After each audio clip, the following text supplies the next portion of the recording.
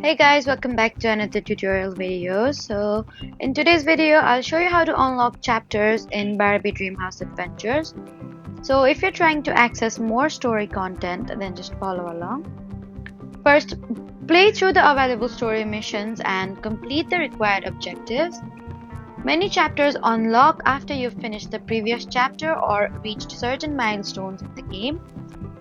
Some story content may also require specific items, characters, or progressions before it becomes available. And if you've completed everything but a chapter is still locked, you need to make sure your game is updated to the latest version. And also remember that some chapters or premium content may require an in-app purchase or an active subscription depending on your version of the game. Continue completing daily activities and story missions to unlock additional content naturally.